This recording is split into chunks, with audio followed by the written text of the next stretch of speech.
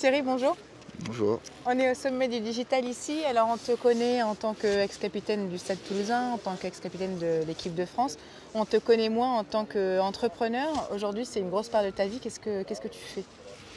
Alors je suis directeur associé de All My SMS, qui est une plateforme d'envoi de SMS. C'est une société qui a été créée en 2002. Moi je suis rentré en 2008 pendant ma carrière sportive. Donc on envoie du SMS marketing, de l'alerting, on s'occupe de la relation client de grands groupes via SMS. Et on fait aussi du dépôt de messages vocaux sur répondeur. Alors du coup, deux questions. En 2008, c'était quand même donc 9 ans avant ta retraite. Tu anticipais déjà l'après? Ouais, après la reconversion, c'est toujours quelque chose qui m'a suivi toute ma carrière. J'ai un diplôme d'ingénieur, mais en 2008, j'avais déjà identifié que je ne souhaiterais pas travailler en tant qu'ingénieur dans une grande société française. Et je voulais être entrepreneur, je voulais investir dans des projets, les faire grandir. Et mon associé traditionnel et ami, Laurent Silva, m'a proposé ce dossier. Ouais. J'ai étudié avec lui, on est rentré dans la société ensemble. Et qu'est-ce qui t'a convaincu par rapport justement à ce modèle-là, à cette plateforme? C'était déjà le début, déjà le digital était présent, mais on entendait de plus en plus parler. Je me suis dit que c'était un domaine d'avenir. Ouais. Et j'ai surtout aimé le fondateur, César Camille, et sa vision de l'entreprise. Et j'ai senti que c'était une boîte familiale dans laquelle je pourrais bien me sentir.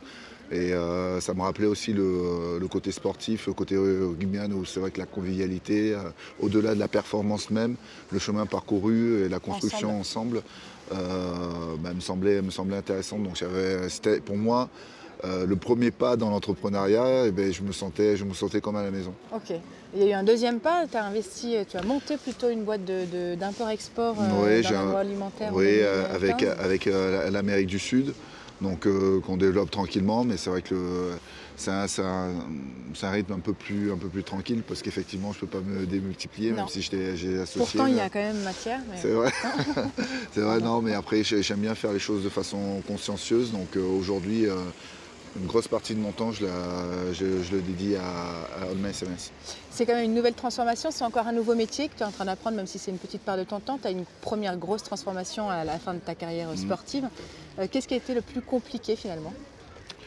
Alors effectivement, comme je disais tout à l'heure, je suis dans la société depuis 2008. J'avais pas un rôle vraiment opérationnel, je l'ai commencé à le prendre que lorsque j'ai arrêté ma carrière.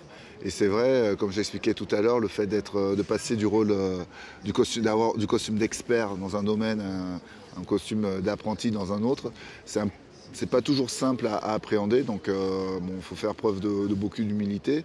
Et le fait d'apprendre au quotidien, moi sincèrement, ça me stimule. Me stimule, et peut-être que ça a été aussi un moyen pour moi de tourner la page de façon plus rapide, sans trop être nostalgique.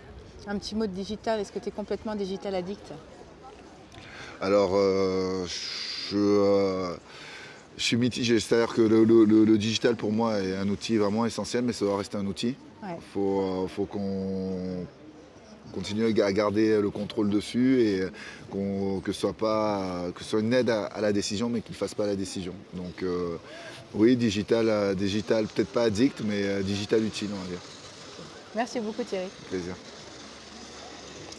Impeccable. Bon.